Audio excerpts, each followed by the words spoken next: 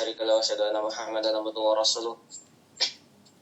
Allahumma shalli ala Muhammad wa ala ali Muhammad kama shallaita ala Ibrahim wa ala ali Ibrahim wa barik ala Muhammad wa ala ali Muhammad kama barakta ala Ibrahim wa ala ali Ibrahim fil alamin innaka Hamidum Majid.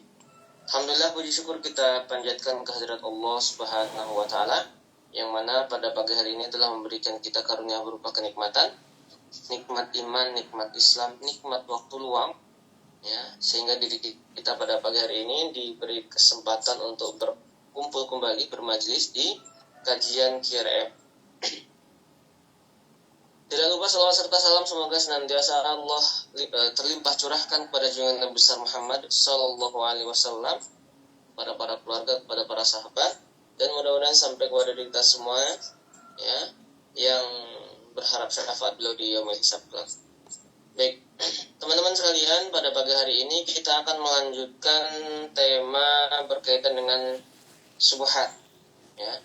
Lebih tepatnya yaitu menelusuri akar subhat dalam tema healing dan motivasi. Dengan subtemanya, dengan tema spesifiknya hari ini, samakah konsep afirmasi positif, loa, dan berprasangka baik kepada Allah? Maka nanti berkaitan dengan hal ini, biasanya ya bagi kita yang sering dengar, Allah itu kan sesuai dengan prasangka hambanya. Ini nanti seperti apa konsepnya? Apakah betul yang disampaikan versi loa dan versi dalam Islam yang seharusnya? Nah, seperti apa? Kemudian, sudahkah yang kita lakukan selama ini benar, atau memang masih nyerempet-nyerempet subhatnya, masih nyerempet-nyerempet sesuatu yang nggak jelasnya, atau bahkan ada sesuatu yang nanti bisa dikategorikan mungkin ya betul-betul harus dihindari ya ketika sudah masuk ke bab-bab tertentu atau ranah-ranah tertentu. Ya, sebaiknya kita hindari mutlak. Jangan sampai nanti diri kita, ya, bermasalah di sisi akidah bahkan. Baik, sebelum kita mulai ke materi, ada beberapa informasi terlebih dahulu buat kita semuanya, insyaallah. Ya, bagi teman-teman nih yang sudah merencanakan umroh tahun ini, silahkan yang mau umroh bareng Ustaz Muhammad Arif Alyani, insyaallah kita akan ada sesi umroh itu di bulan Agustus. Silahkan bagi teman-teman semuanya, umroh eksklusif, ya, semuanya bintang 5, pakai pesawat Garuda, ya, kemudian pakai kereta cepat. Mudah-mudahan diri kita semua yang sudah merencanakan umroh tahun ini Allah mudahkan, ya. Yang mau bareng bersama KRM silahkan hubungi nomor yang tertera, ya. Dan bagi teman-teman yang memang belum atau memang berharap bisa umroh, mudah-mudahan yang ada di majlis ini Allah mudahkan semuanya dipanggil ke tanah suci, insyaallah. Baik, yang berikutnya, informasi yang berikutnya berkaitan dengan informasi pelatihan offline. Jadi bagi teman-teman yang mau mengikuti kajian offline, ya, di Bandung khususnya, silahkan disimak tanggal atau waktunya. Ya, ini baru satu poster ya, ini baru satu poster yang umumnya. Nanti insya Allah ada kelas khususnya. Jadi kelas khususnya setelah acara ini, setelah kajian ini nanti ada kelas khususnya insya Allah, ya. Tanggal 5 Juli, ya, hari Ahad, dari pagi sampai siang. Kemudian nanti dari jam 1 sampai malam, sampai jam 9, kemudian dilanjutkan esok paginya insya Allah ada kelas khusus. Ya, bagi teman-teman yang mau merencanakan ikut kajian offline, ya, di Bandung tepatnya di Masjid Darut Tauhid, silahkan, ya, diluangkan waktunya, diagendakan. Mudah-mudahan ini menjadi sebab kebaikan. Ya, temanya berkaitan dengan kecemasan dan jalan keluarnya, yakni ini berkaitan dengan bedah kitab Tibu Nabawi karya Abu Nuaim As-Safani, ya. Ya, waktunya 5 Juli 2026. Waktunya jam 8 sampai menjelang zuhur. Nah, kemudian siapkan infak terbaik. Insya Allah nanti sesi kelas selanjutnya jam 1 sampai esok hari ya, sebetulnya sampai hari Senin pagi, kurang lebih jam 10 jam 11 lagi. Jadi bagi teman-teman yang mau mengikuti kelas khusus, nanti silahkan daftar dulu ya kelas yang paginya, biar nanti nyambung bahasanya. Mudah-mudahan Allah mudahkan semua urusan kita. Jadi bagi teman-teman yang mau mengikuti kelas offline, silahkan dicatat tanggalnya, tanyakan informasinya di nomor WhatsApp yang tertera. Ya, dan ini wajib daftar ya. Jadi nanti langsung datang aja, nggak wajib daftar. Jadi bagi teman-teman yang mau daftar, silahkan nanti daftar terlebih dahulu.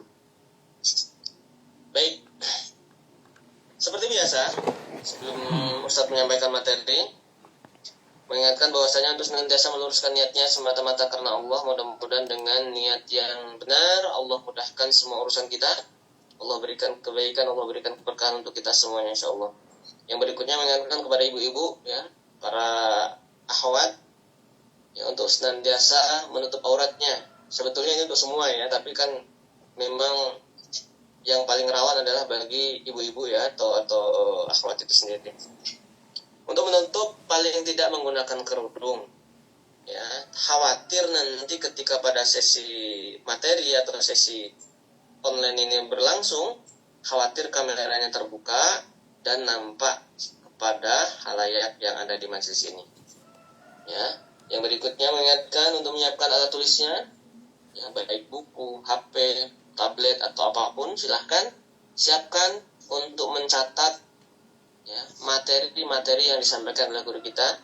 Ya, insya Allah nanti kalau sudah ditulis atau dicatat atau dirangkum, boleh dibagikan di grup WhatsApp QRM 1-8.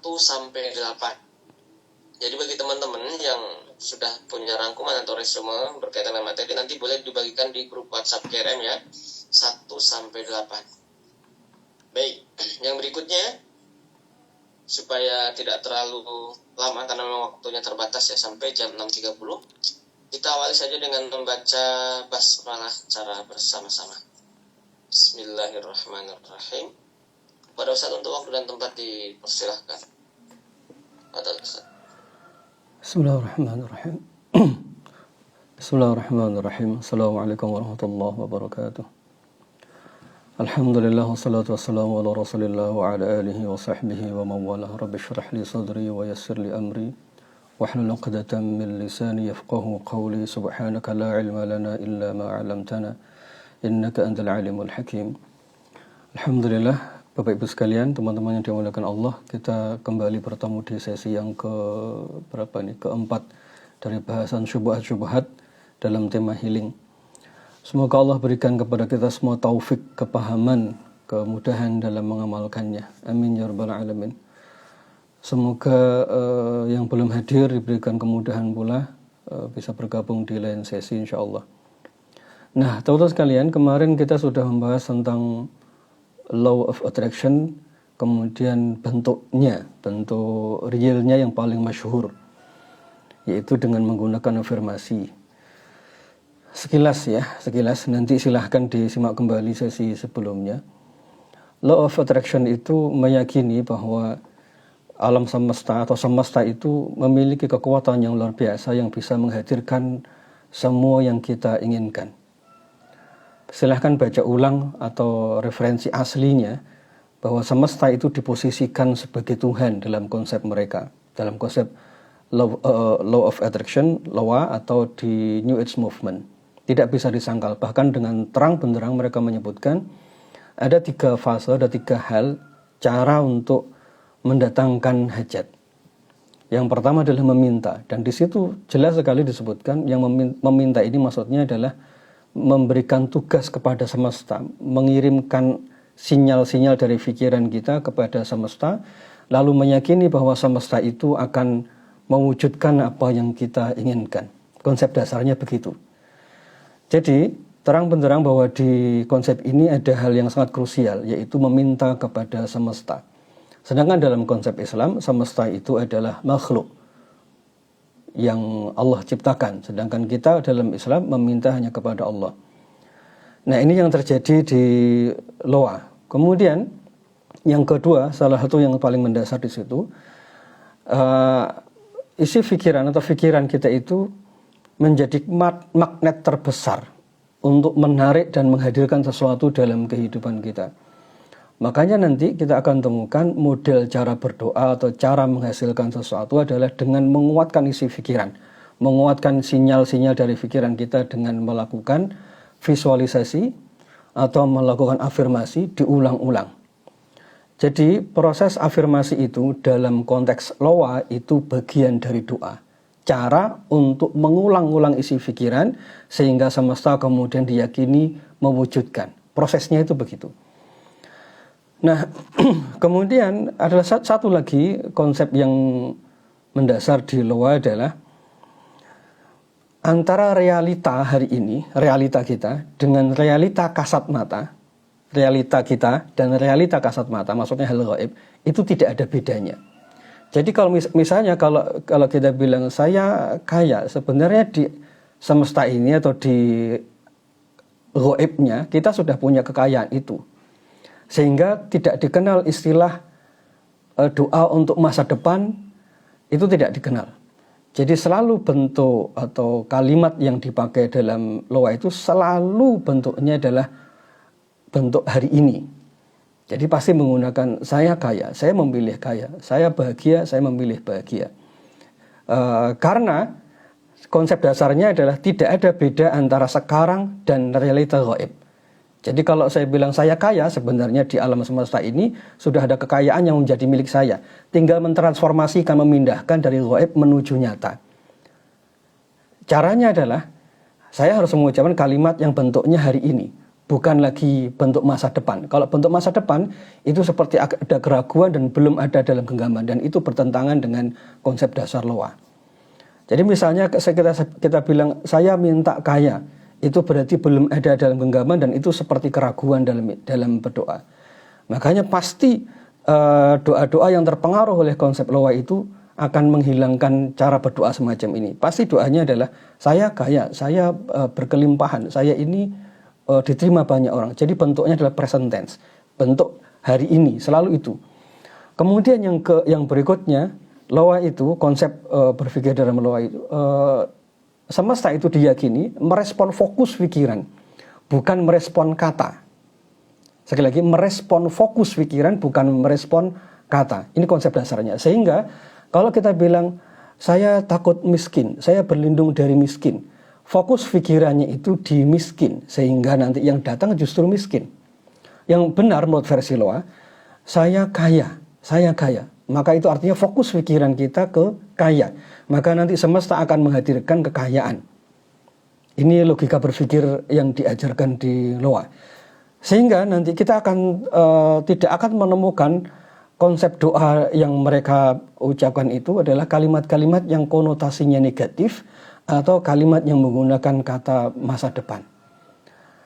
Aku berlindung kepadamu ya Allah dari kemiskinan. Kalimat itu tidak akan mereka ucapkan. Tapi yang diucapkan adalah aku kaya. Nah, ini konsep yang ada di Law of Attraction. Mari kita lihat nanti apakah ini berselisihan, menyimpang dari konsep-konsep Islam dalam doa ataukah tidak. Poin yang paling mendasar di loa itu adalah meminta kepada alam semesta. Itu yang paling mendasar. Kemudian kalau kita renungkan baik-baik dari konsep loa ini, yang menjadi fokus itu adalah diri. Karena memang tidak dikenal konsep ketuhanan di loa.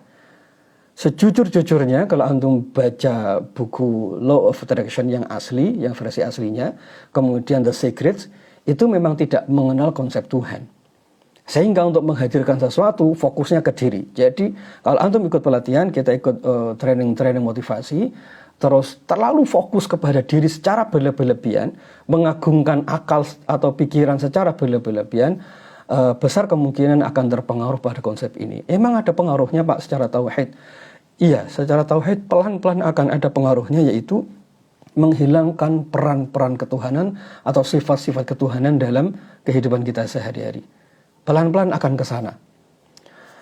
Ini konsep dasarnya. Setelah kita paham konsep dasarnya ini nanti, itu akan ditambahin dengan model apapun, entah ditambahin dengan kalimat Qur'ani, entah ditambah dengan kalimat ya Allah atau Alhamdulillah.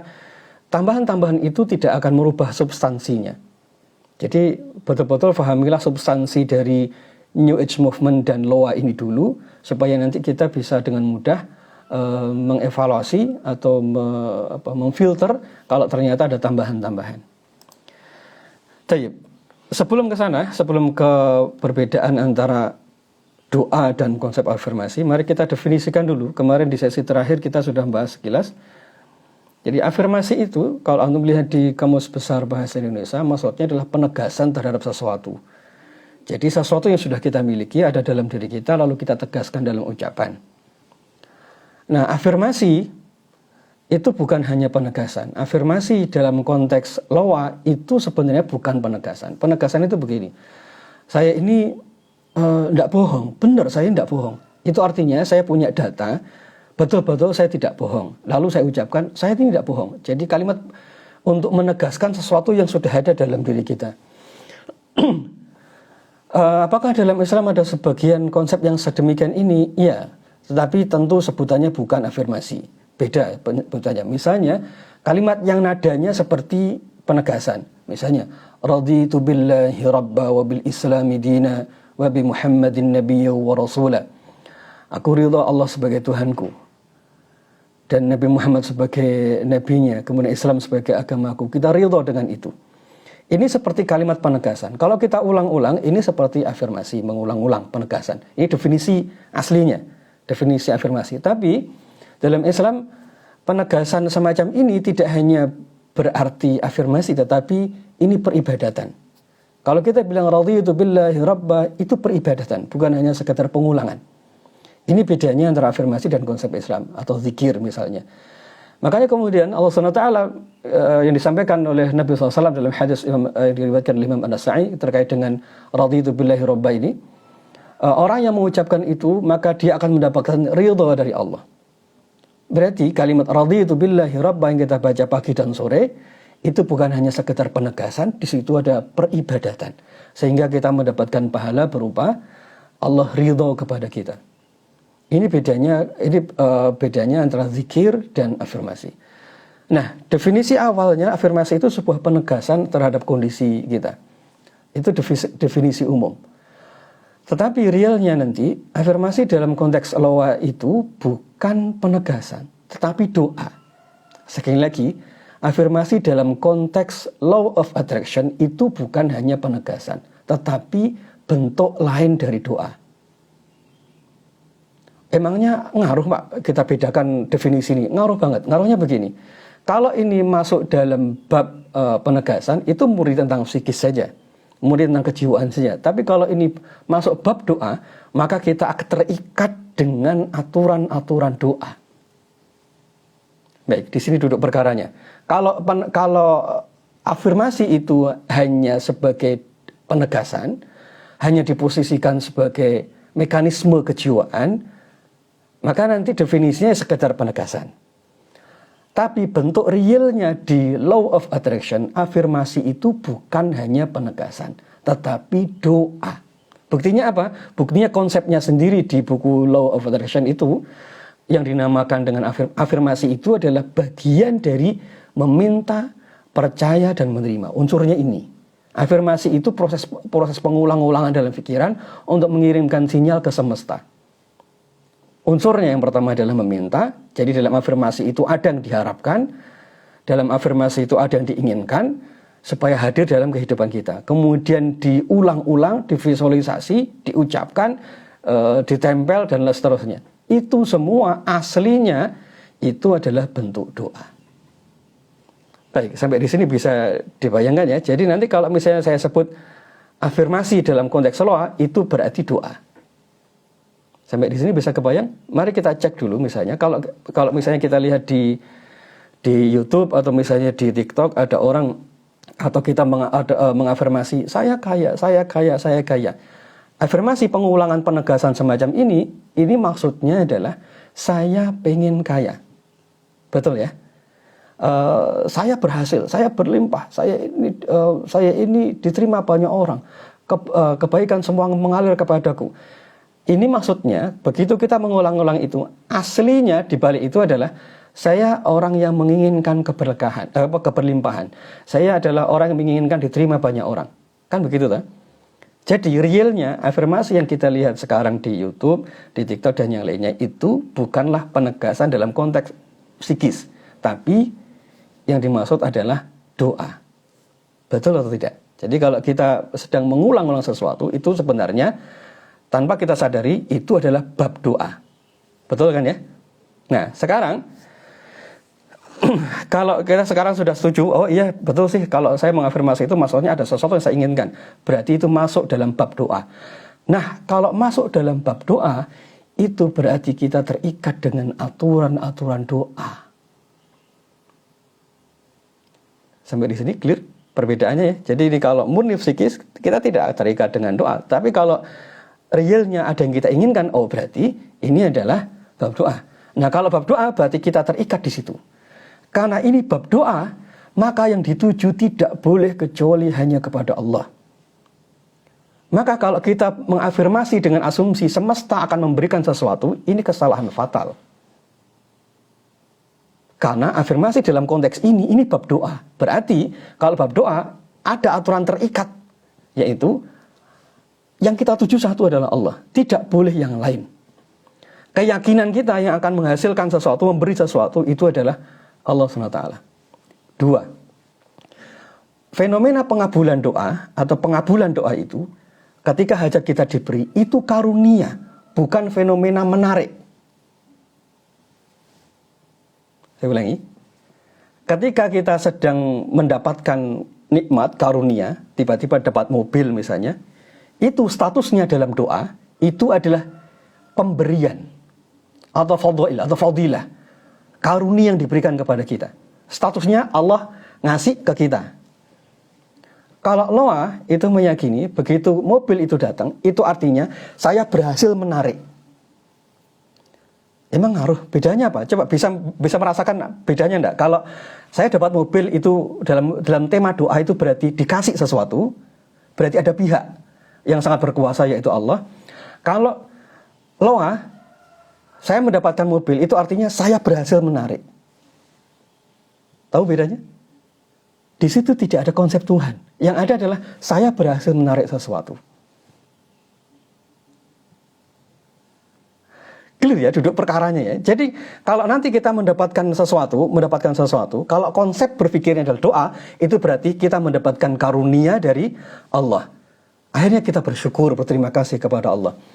Kalau Noah kita mendapatkan sesuatu, itu artinya saya berhasil menarik sesuatu itu dalam kehidupan saya. Konsep Tuhan tidak berlaku akhirnya. Disinilah titik syubhat yang sangat fatal terkait dengan Noah atau model doa yang terpengaruh oleh doa. Bukan hanya sombong, tetapi kita meyakini bahwa pikiran kita yang menghasilkan sesuatu. Ini lebih dari sombong. Karena kita mengingkari zat yang maha memberi. Kita dapat sesuatu, lalu kita mengabaikan yang ngasih. Kita meyakini itu pikiran saya yang bisa mengundang. Ini apa bedanya dengan Qarun ketika dia ditanya dari mana kamu mendapatkan ini semua? Ini semua karena ilmuku. Kan itu kalimat yang pernah diucapkan oleh Qarun. Betul ya, itu kalimatnya Qarun kan gitu ya, ketika dia bawa kunci-kunci gudangnya yang sampai dipikul oleh puluhan orang. Padahal kuncinya aja itu. Saking banyaknya perbendaharaan harta yang dia miliki. Dan dia ketika ditanya dari mana, ini semua karena ilmuku, ya karena kepintaranku. Jadi kalau sesuatu berorientasi pada diri sendiri, itu pasti pertama yang dilupakan itu adalah Allah yang telah ngasih. Jadi di sini syubhatnya. Jadi konsep loa dan konsep doa itu berbeda fokus banget. Jadi kemudian yang berikutnya, karena doa itu terikat dengan aturan-aturan, berarti bentuknya baku. Bentuknya sudah ditetapkan. Misalnya diawali dengan memuji kepada Allah, merendahkan diri dengan bertaubat memohon ampun kepada Allah. Kalau sudah merendahkan diri, memuji, bahkan kita tidak menyebutkan hajat kita pun tidak ada masalah. Kalau dalam konsep doa begitu. Misalnya kalimat dari Nabi Adam alaihissalam, Rabbana zalamna anfusana wa illam taghfir lana, dan seterusnya. Doa itu tidak menyebutkan hajatnya, tapi Allah tahu banget ini maksudnya minta ampun. Sama seperti doanya Nabi Yunus. La ilaha illa anta subhanaka inni kuntu minadh dhalimin. Doanya Nabi Yunus itu sedikit pun tidak menyebut pengen selamat dari perut ikan paus. Tapi kan itu yang diinginkan oleh beliau. Tetapi beliau hanya menyebut La ilaha illa anta subhanaka inni kuntu minadh dhalimin. Berhasil, Allah kasih itu. Karena kita bermuamalah atau meminta kepada zat yang maha sempurna. Nah, dalam loa itu tidak bisa. Harus disebutkan sedetail mungkin. Jadi inilah yang menjadi syubhat akhirnya. Karena ini masuk dalam bab doa, maka harus ittiba, harus mengikuti apa yang dicontohkan oleh Allah dan Rasulnya. Misalnya, Pak, bagaimana kalau saya doa sambil saya tapping, sambil saya ketuk-ketuk? Ketuk-ketuk, kemudian diyakini ini ada manfaatnya secara akupuntur misalnya. Akupuntur oke, tidak ada masalah misalnya. Ini ada kaitannya dengan ilmu pengobatan, oke, tidak ada masalah. Tapi kalau itu dibawa ke ranah doa itu bab ibadah. Paham ya duduk perkaranya? Kita tidak mempermasalahkan dulu sekarang tentang tapping itu. Yang kita permasalahkan adalah ini masuk wilayah doa. Ini masuk wilayah doa. Jadi doa itu terikat dengan sebuah aturan. Maka kalau kita sedang berdoa, ya jangan dilakukan berdoa itu dengan bernyanyi kemudian sambil ketuk-ketuk. Saya dulu pernah melihat salah satu ustadz di kota saya ini sambil doa habis salat, sambil berdoa gitu kemudian sambil ketuk. Sambil awalnya begini lalu setelah itu diketuk-ketuk. Coba, ini kan cara doa yang bertambah ya, maksudnya yang ditambah-tambah. Coba lihat cara saya doa. Coba bedakan. Saya baca doa dalam bahasa Arab, yang satu dan kedua coba bedakan. Rabbana atina fid dunya hasanah wa fil akhirati hasanah wa qina adzabannar. Ini versi pertama. Yang kedua, Rabbana atina fid dunya hasanah. Atau melihat keanehan di cara dua doa ini?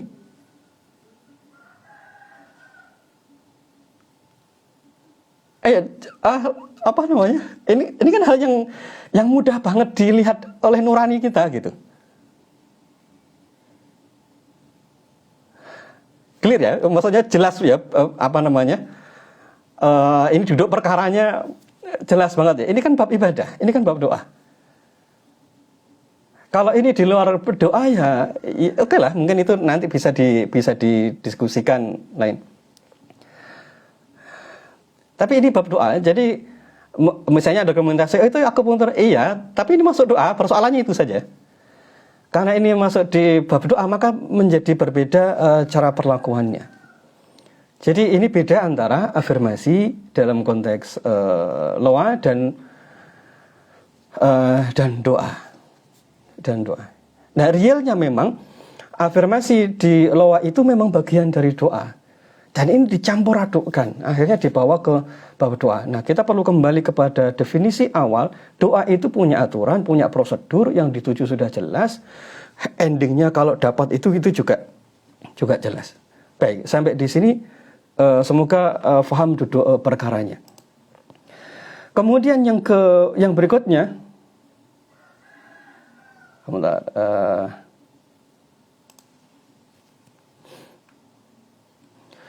dalam doa law of attraction, doa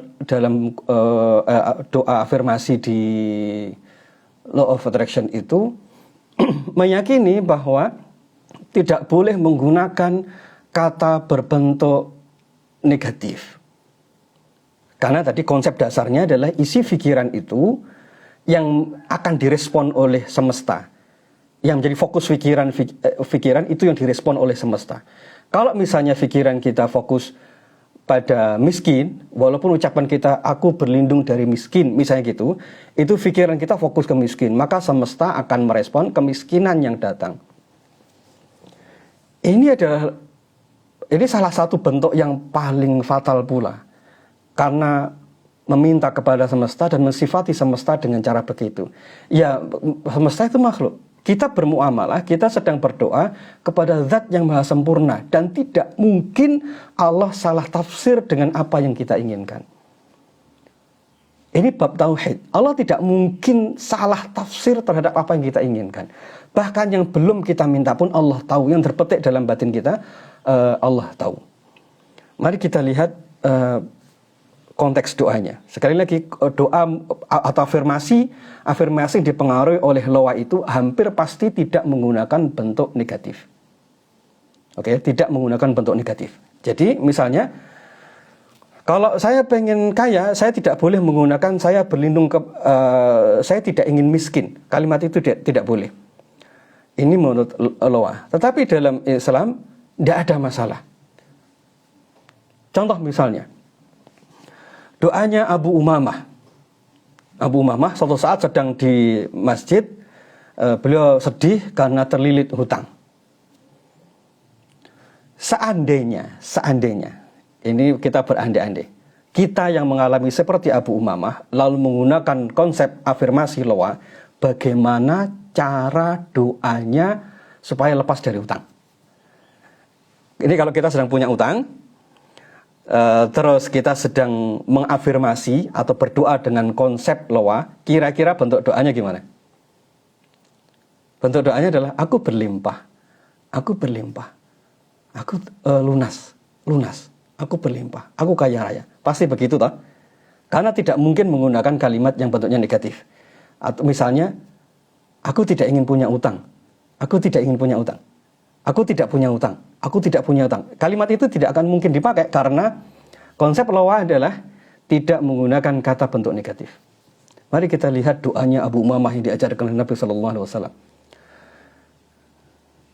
Nabi kemudian mengajarkan kepada Abu Umamah kalimat, Allahumma inni a'udzubika minal hammi wal hazan wa a'udzubika minal ajzi wal kasal. Itu kan negatif semua. Coba perhatikan. Allahumma inni a'udzubika minal ham. Ya Allah, aku berlindung kepadamu. Ini bentuknya malah bentuk masa mendatang. Allahumma inni a'udzubika minal ham. Ya Allah, aku berlindung kepadamu dari kesedihan, kecemasan, kemudian hazan, kesedihan. Wa a'udzubika minal jubn, pengecut, bakhil, ghalabatid dain,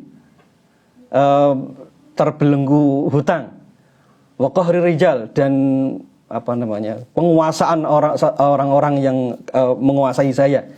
Ini kan negatif semua. Jadi tanpa kita sadari, doa yang diajarkan oleh Nabi tadi itu memang bertolak belakang dengan konsep loa. Oke, sampai di sini clear. Jadi ini yang dicontohkan oleh Nabi SAW kepada Abu Umamah. Abu Umamah tidak disuruh, aku kaya, lunas, kaya, aku banyak uang. Tidak begitu yang diajarkan. Lalu Nabi menyatakan apa? Ya doa saja, Allahumma inni a'udzubika minal ham. Jadi tidak ada masalah kita menyebut hal negatif, itu tidak ada masalah. Karena kita bermuamalah dengan zat yang maha sempurna. Emangnya salah Pak kalau saya doa, saya kaya. Kira-kira subhannya di mana? Seolah-olah kita menganggap bahwa Allah tidak mengerti apa yang ada dalam batin kita. Dan realnya konsep loa itu mengajarkannya adalah alam semesta atau semesta itu merespon isi fokus pikiran. Nah sekarang kalau versi loa asli itu doanya akan begini. Saya lunas, saya kaya raya. Nah sekarang transformasikan, ubah, tambahi dengan kalimat yang kesannya Islam. Ya Allah, saya kaya. Ya Allah, saya kaya. Ya Allah, saya lunas. Ya Allah, lunas. Ya Allah, lunas. Sudah ditambahi dengan ya Allah. Pertanyaan saya, kalimat saya lunas. Yang kedua, ya Allah, lunas. Ya Allah, lunas. Kalimat pertama, saya kaya. Kalimat kedua, ya Allah, saya kaya. Sama atau berbeda?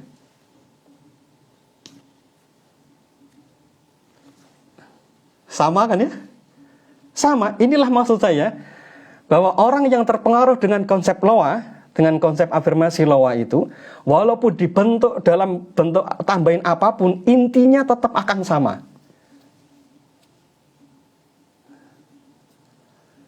Oke ya, intinya tetap akan sama, yaitu bentuk katanya selalu positif, tidak berani menggunakan kata bentuk negatif. Apakah dalam Al-Quran atau hadis banyak banget doa dalam bentuk negatif? Banyak banget. Banyak dan banyak banget.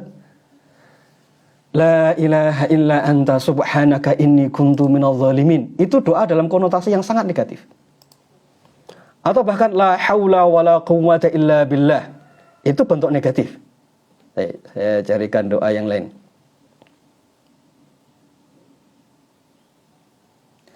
Allahumma inni a'udzubika min jahdil bala. Ya Allah, aku berlindung kepadamu dari bala yang sangat keras. Wa darakis syaqa, itu kan negatif semua.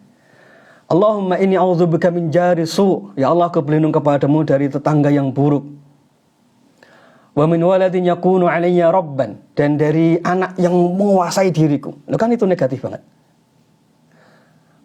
Betul, Allahumma inni a'udzubika min an nusyrika bika syai'an na'lamuhu nastaghfiruka lima la na'lamuh. Ya Allah, aku berlindung kepadamu dari kesyirikan. Tapi kalau nanti berkonotasi doanya ini terpengaruh oleh loa, nanti itu semua pasti akan diganti. Baik, ini doa-doa ya sementara. Allahumma inni a'udzubika min ilmi la yanfa' wa min qalbi la yahsha'. Itu kan negatif banget. Jadi menggunakan kata jangan, menggunakan kata tidak, itu tidak ada masalah sedikit pun.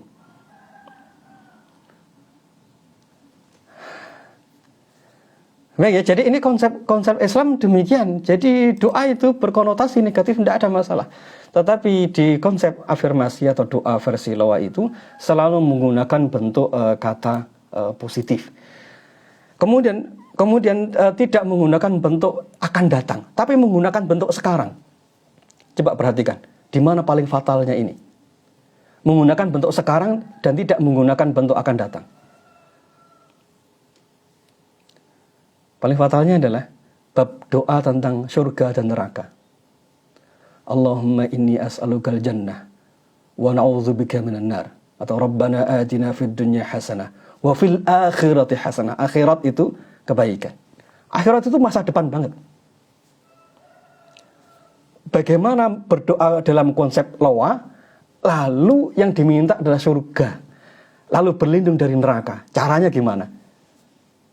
Konsep Loa tidak bisa dipakai, karena sejak awal konsep ini tidak mengakui sesuatu yang sifatnya mendatang. Sedangkan dalam doa dalam Islam banyak banget doa yang sifatnya adalah masa depan. Nah, kemudian yang tidak ada dalam konsep Loa itu adalah keberkahan. Doa atau mengafirmasi keberkahan, karena keberkahan itu konsep spiritual atau konsep ketuhanan. Contoh misalnya doa Nabi kepada Anas bin Malik. Beliau mendoakan dengan doa yang bagus banget. Beliau mendoakan begini.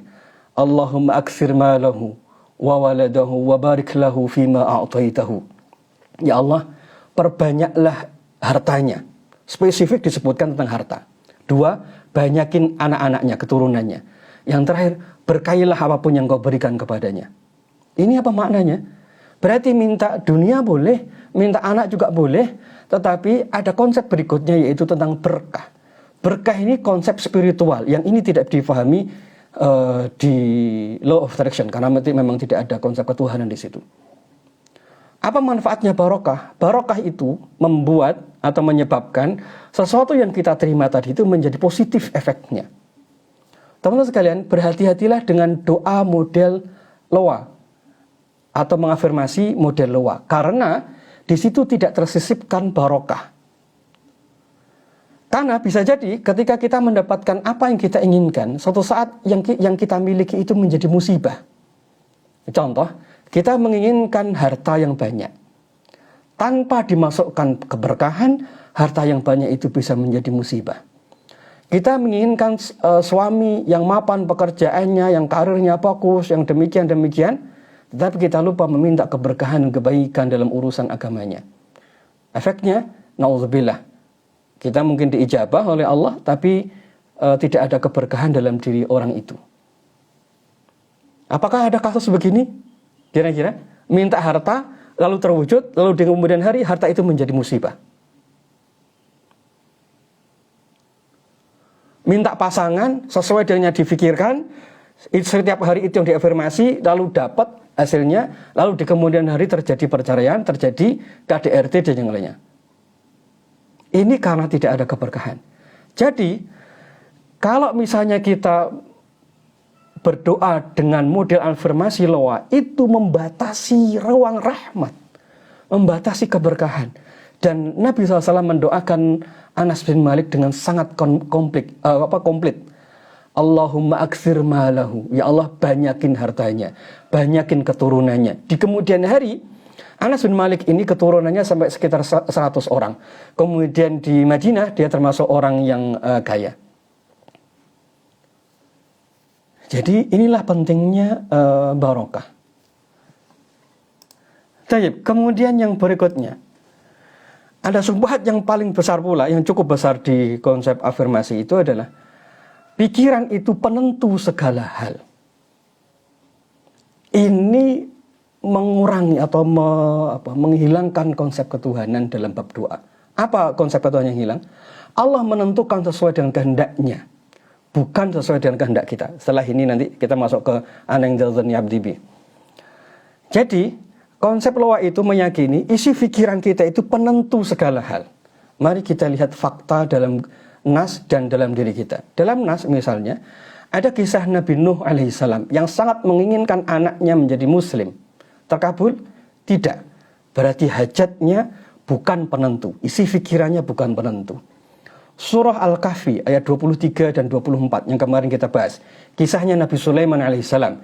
Beliau berobsesi akan mendatangi 100 istrinya, lalu mengatakan, hari ini akan aku datangi 100 istriku, akan lahir 100 anak, dan 100 anak itu akan jihad fisabilillah. Terkabul? Tidak. Yang melahirkan hanya satu istrinya saja dari 100 orang itu. Beliau sudah dalam tanda kutip seperti mengafirmasi isi pikirannya, punya anak dari 100 istri, lalu diniatkan semuanya untuk fisabilillah, tapi tidak dikabulkan. Gara-gara lupa mengucapkan insya Allah. Semua ada dalam kehendak Allah. Jadi, apakah isi pikiran penentu? Tidak. Ini bukti kedua dalam Nas, berarti isi pikiran kita bukan menjadi penentu. Kemudian, misalnya, hajatnya Nabi SAW supaya paman beliau menjadi seorang muslim. Sampai akhir hayat paman beliau, Abu Talib, tetap menjadi kafir, tidak beriman. Nabi SAW, sebaik-baik manusia, orang yang paling bertakwa, doanya tertolak, hajatnya tertolak. Apakah Nabi tidak mengafirmasi berulang-ulang dalam pikirannya? Nauzubillah. Jangan begitu berpikirnya. Nabi selalu berdoa dan mengajak paman. Tapi yang berkuasa adalah Allah SWT. Tanpa kita sadari, kalau kita meletakkan pikiran sebagai penentu segala hal, kita melupakan bahwa Allah yang berkuasa atas segala sesuatu. Itulah syubhatnya. Jadi kalau isi pikiran kita, pikiran menentukan segala sesuatu, itu muncul syubhat tanpa kita sadari, yaitu Allah yang berkuasa atas segala sesuatu. Mari kita lanjutkan. Itu di dalam Nas. Pertanyaannya sekarang kita cari bukti dalam keseharian kita. Apakah ada di antara hajat dan doa kita yang sudah kita ulang-ulang puluhan tahun lalu tidak terkabulkan hari ini? Ada. Banyak yang mengalami? Banyak. Berarti isi pikiran kita kemana? Kok tidak bisa menjadi penentu? Ya, karena yang menentukan itu sekali lagi bukan pikiran kita. Ada orang tua yang sangat pinter banget, gelarnya profesor misalnya, lalu anaknya tidak menjadi profesor. Kenapa bisa begitu? Karena Allah yang menentukan. Ada alim ulama, orang tuanya alim, anaknya belum tentu alim. Ada yang begitu? Banyak. Kenapa bisa demikian? Ya, karena yang menjadi penentu itu bukan isi pikiran kita. Sederhana banget. Kita pengen banget anak kita baik selama ini. Nurut banget. Setiap hari itu doa kita. Setiap hari kita nasihati dia supaya lembut lisannya. Ternyata kalimatnya kasar ke kita. Kemana afirmasi pikiran kita kok tidak bisa mewujudkan itu? Kesimpulannya adalah yang menentukan, yang berkuasa itu Allah, bukan isi pikiran kita. Kita pengen kuliah dulu, kita pengen sekolah di A, B, C. Itu dari sejak pertama kali kita masuk SMA dikasih tahu sama guru, orang tua, kamu harus jadi dokter, masuk ke sini. Sekarang tidak terwujud. Berarti yang menjadi penentu itu bukan isi pikiran kita. Sekali lagi yang menentukan segala hal itu adalah Allah Subhanahu wa ta'ala. Bahkan puncaknya adalah kita masuk surga bukan karena amal kita, tetapi karena rahmatnya Allah Subhanahu wa ta'ala. Ini bab tauhid. Ini bab tauhid. Jadi kalau kita bilang pikiran penentu segala sesuatu, di situ syubhat yang sangat besar. Baik, mari kita lihat sebagian orang nanti akan berargumentasi dengan hadis Nabi SAW tentang ana inda dhanni abdi bi. Aku sesuai prasangka hambaku. Baik. Hadis ini atau kalimat ini seringkali ditafsirkan dengan persepsi loa. Hadis ini tentang husnuzon kepada Allah, bukan tentang kerja pikiran atau kekuatan pikiran.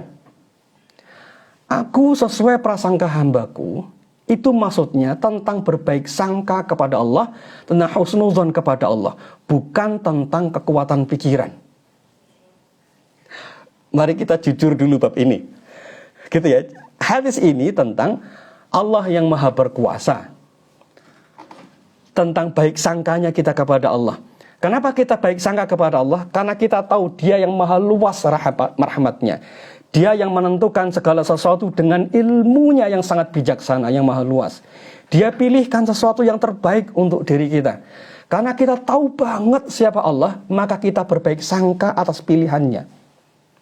Hadis ini tentang berbaik sangka kepada Allah, bukan tentang kekuatan pikiran. Antum bisa cari tafsir hadisnya, tidak ada satupun yang mengatakan ini tentang kekuatan pikiran. Ini tentang baik sangkanya si hamba kepada Allah. Ilustrasi sederhana tentang baik sangka kepada Allah.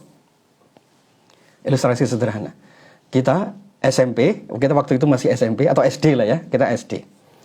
Lalu waktu itu sudah tanggal 9, waktunya kita bayar SPP. Pak guru kemudian bilang, "Nak, pekan depan ini mau ujian. Yang belum bayar SPP besok tanggal 10 tidak boleh ikut ujian. Ini suratnya kasihkan ke orang tua." Kita ngambil surat itu, kita bawa pulang ke rumah sambil jalan. Pertanyaan saya, apakah kita waktu itu jalan dari sekolah menuju rumah sambil nangis bombay gitu? Enggak kan ya? Waktu itu apakah kita bisa jalan sambil ketawa-ketawa dengan teman kita? Bisa ya. Waktu itu masih bermain-main dengan teman bisa? Bisa. Pertanyaannya, kenapa kita membawa surat peringatan dari guru, tidak boleh ikut ujian kalau belum bayar SPP besok, tapi hati kita happy banget pulang ke rumah tanpa beban, tanpa cemas, tanpa takut, tanpa khawatir? Kenapa kira-kira? Ada yang tahu? Coba tulis. Kenapa batin kita sedikit pun tidak ada perasaan khawatir kita bawa surat itu ke rumah mau ketemu sama ayah atau ibu kita? Kenapa tidak ada rasa cemas?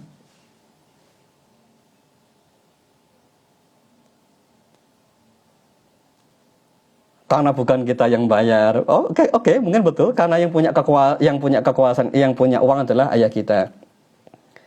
Tapi yang paling pokok mungkin begini. Karena kalau kita pulang ke rumah pasti dikasih sama ayah. Bukan karena belum sempurna ilmunya, tapi saya yakin kalau pulang pasti dikasih sama ayah. Betul ya? Oh, ini yang mikir ayah kok. Saya ngapain mikir juga. Pokoknya saya sekolah tidak ada beban. Pokoknya saya pulang, saya minta uang ini ke ayah, pasti dikasih sama ayah.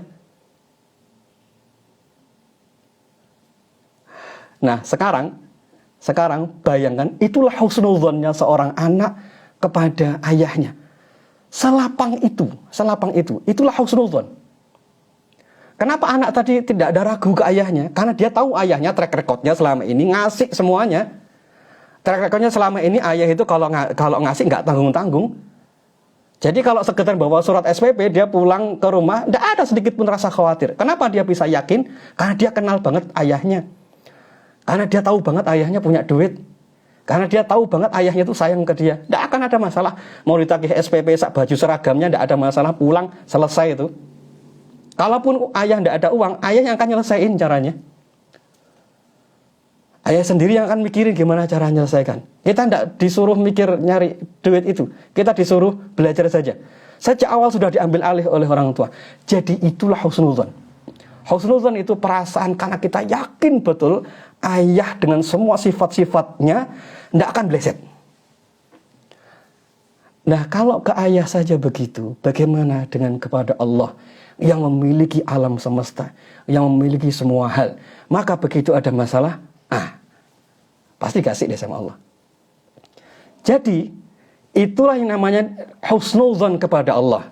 Maka tafsiran ana inda dhanni 'abdi itu, kata Qadhi Iyad, maksudnya adalah sebagian ulama mengatakan begini,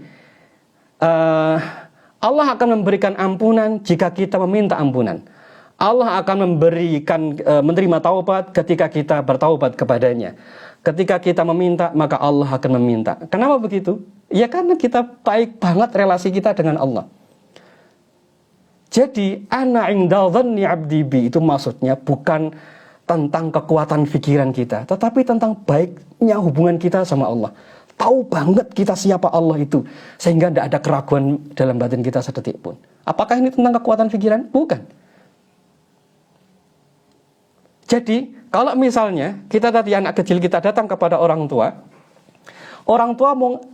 ngasih uang ke kita untuk bayar SPP itu, karena orang tua yang ngasih atau karena kekuatan kita dalam minta ke ayah?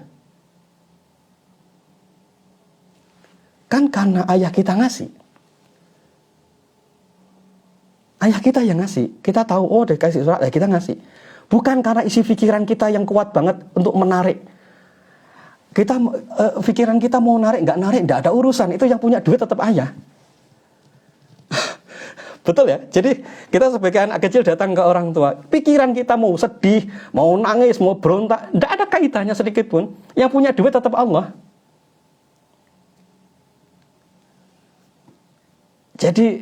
Jadi karena kita berbaik sangka kepada Allah, karena Allah yang punya semuanya gitu. Kan bukan pikiran kita yang menentukan. Jadi kalau loa tadi adalah pikiran yang menentukan. Kita anak kecil pulang ke rumah, lalu kita mengafirmasi bapakku pasti ngasih, bapakku pasti ngasih. Ngaruh itu ke ayah memutuskan ngasih duit? Kan tidak ngaruh. Kalau ayah bilang, enggak ada SPP-nya, enggak usah sekarang, nanti ayah mau ketemu sama Pak Guru. Kan bisa saja ayah bilang begitu. Pikiran kita sedikit pun tidak mengubah apapun. Tidak mengubah apapun. Duit itu tetap ada dalam kantongnya si ayah. Betul toh ya? Apakah kalau kita bilang waktu kita sambil bawa surat itu, aku besok bayar, aku besok pasti lunas, aku dapat duit. Apakah otomatis duitnya akan sampai ke kita? Kan enggak. Semuanya tetap dalam keputusan si ayah.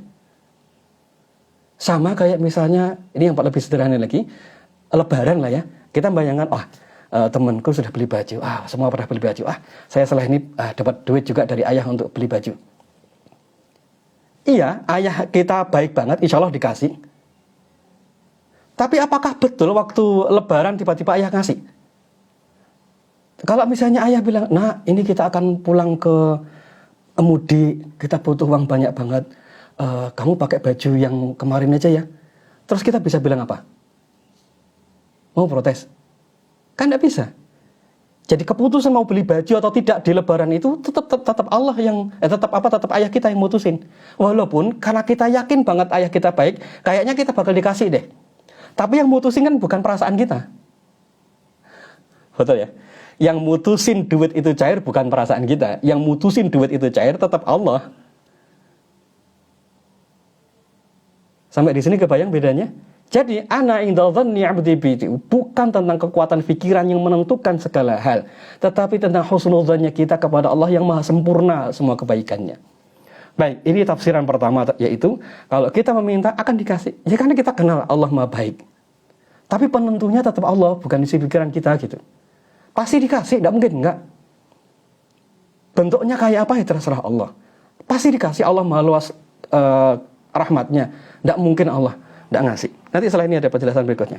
Kemudian yang berikutnya, yang dimaksud dengan ana inda dhanni 'abdi bi itu ada tafsir kedua adalah ar-raja, yaitu hanya berharap kepada Allah. Jadi, kalau tafsiran ini Tafsir yang kedua ini sebagian disebutkan oleh para ulama, disebutkan di syarah Sahih Muslim. Tafsirannya adalah ar-raja. Ar-raja itu berharap hanya kepada Allah. Jadi sekali lagi, berarti ini bukan tentang kekuatan pikiran, bukan. Jadi ana indal dhanni abdi, aku sesuai dengan prasangka hambaku, itu maksudnya berharaplah hanya kepada Allah.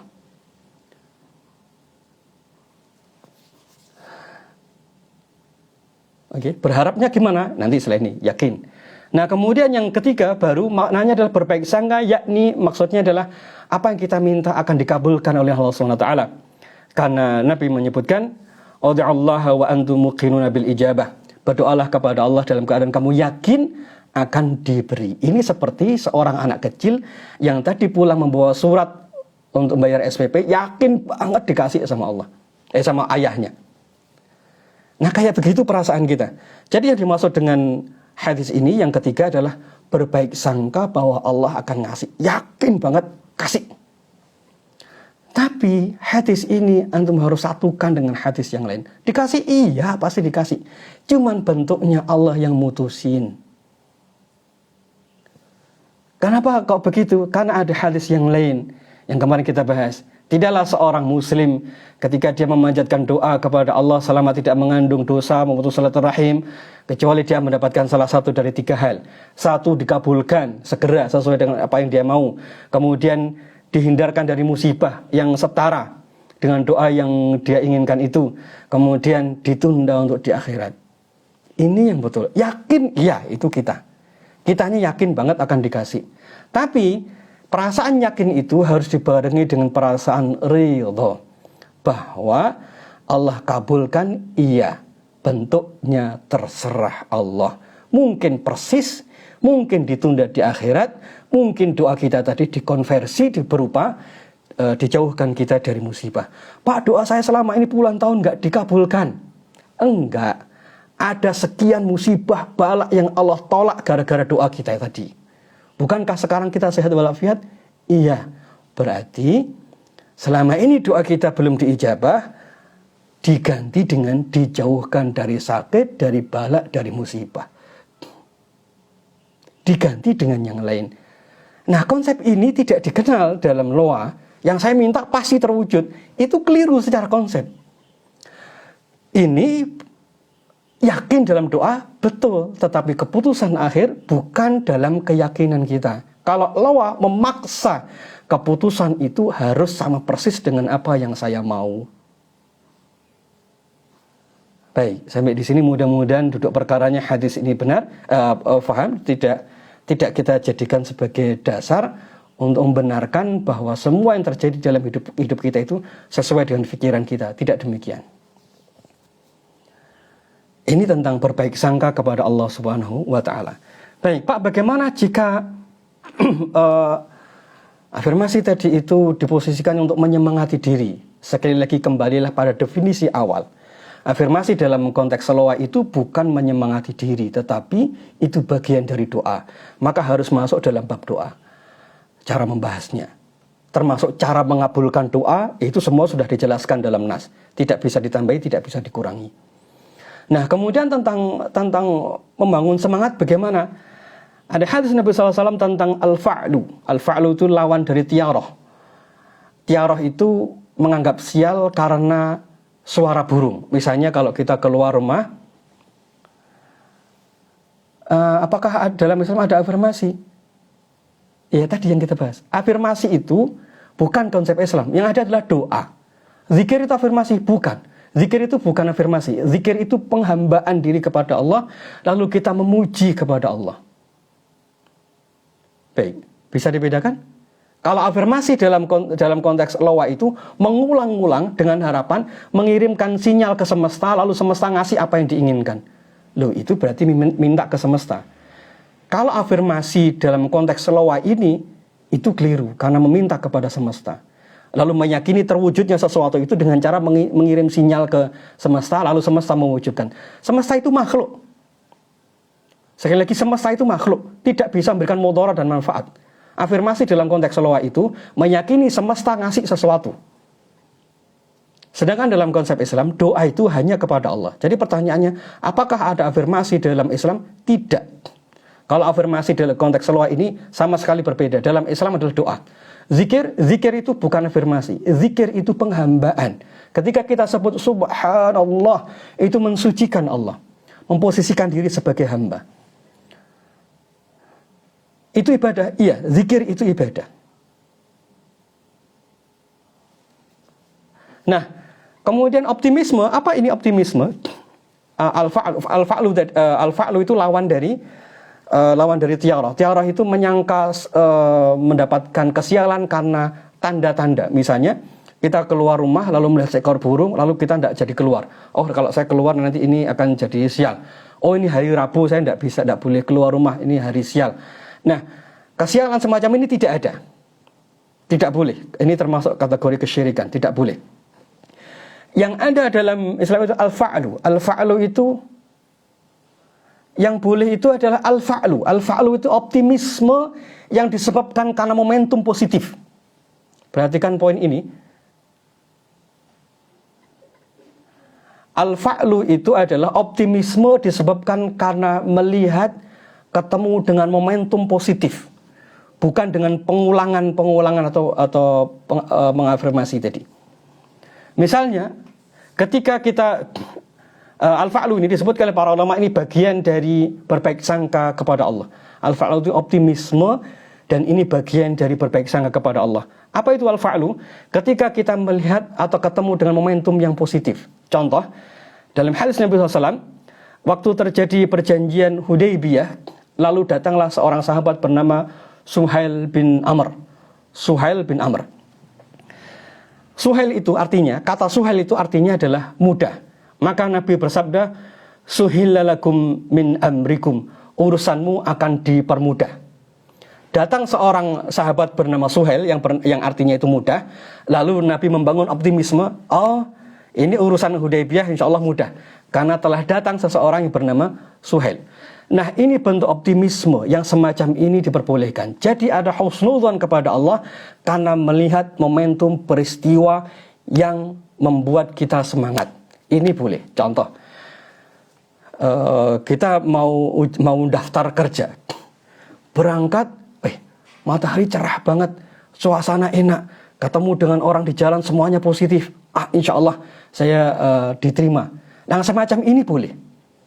Meyakini sesuatu yang positif, berbaik sangka kepada Allah karena melihat tanda. Yang semacam ini diperbolehkan. Bukan mengafirmasi. Bukan mengafirmasi mengulang-ulang. Mengafirmasi itu belum ada. Tetapi kalau fa'lu itu maksudnya sudah ada tanda yang membuat kita akhirnya semangat. Yang semacam ini bentuk dari husnudzon kepada Allah. Jadi misalnya kita mau besok ujian gitu. Hari ini kita sudah belajar luar biasa, sekian buku kita selesaikan.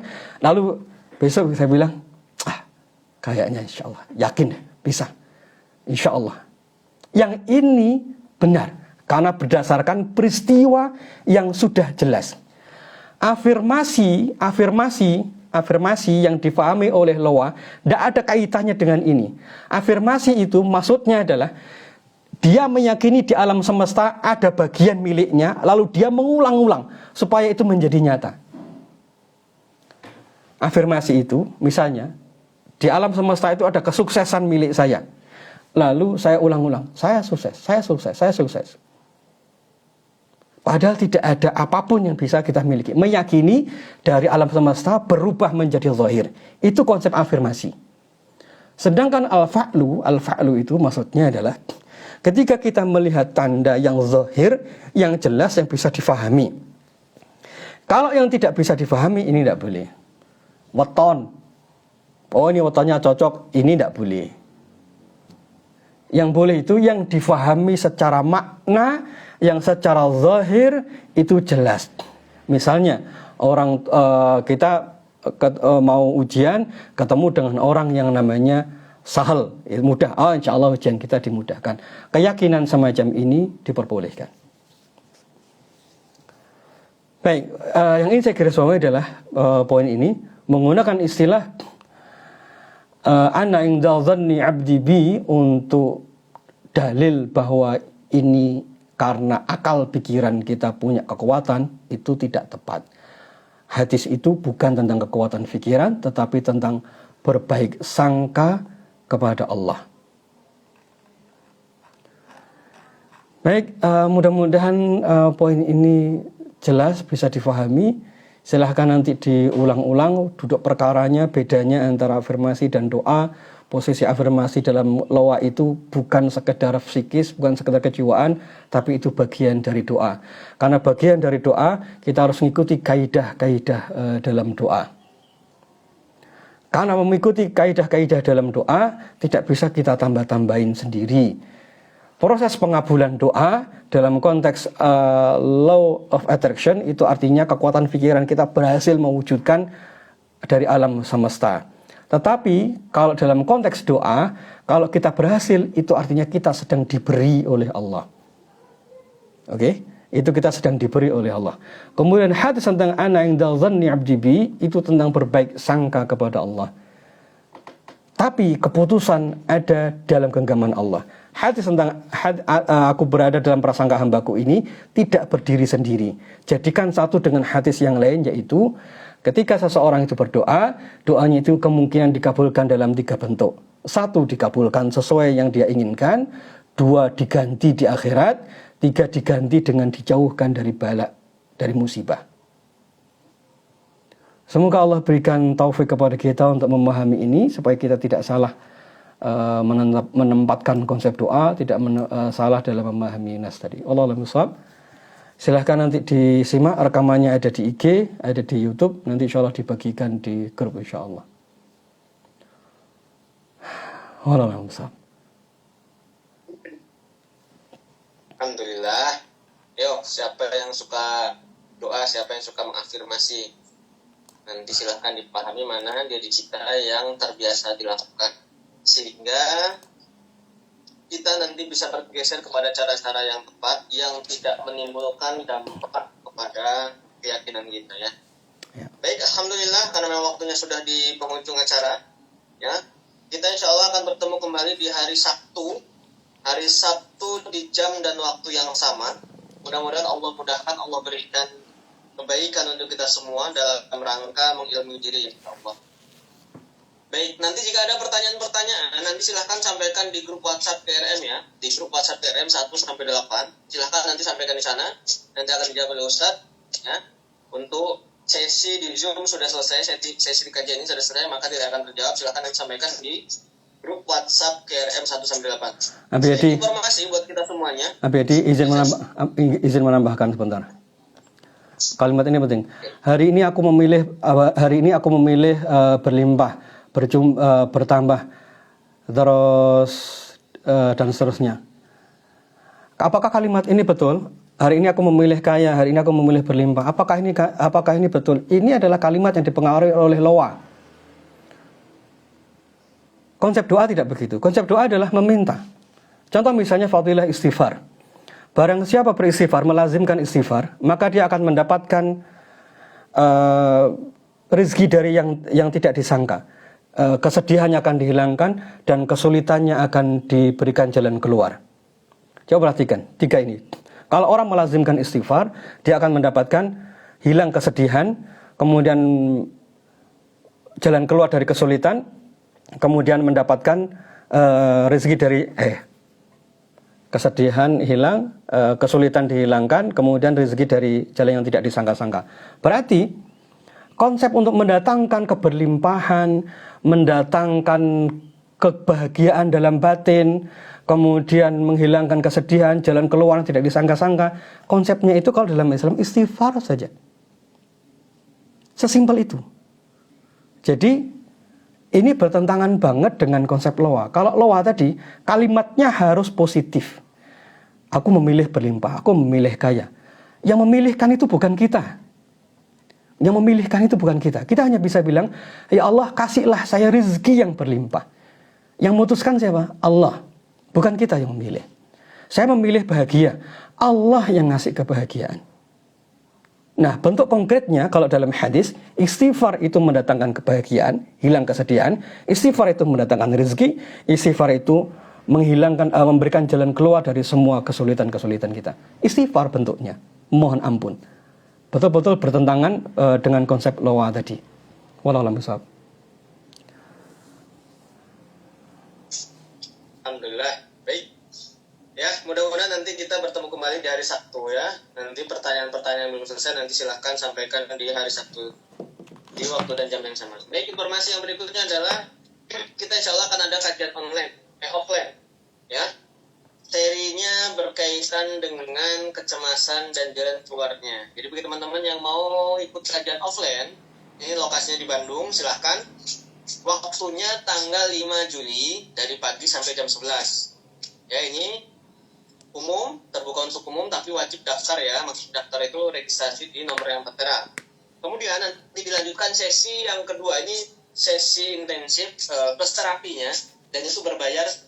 Cuma kita belum muncul posternya, nanti menyusul dari jam 1 sampai jam 11 siang esok hari. Jadi jam 1 sampai jam 9 malam, kemudian pagi hari dilanjutkan. Jadi nanti ya bagi yang jauh bisa menginap di lokasi di masjid, insya Allah aman dan nyaman insya Allah untuk menginap ya.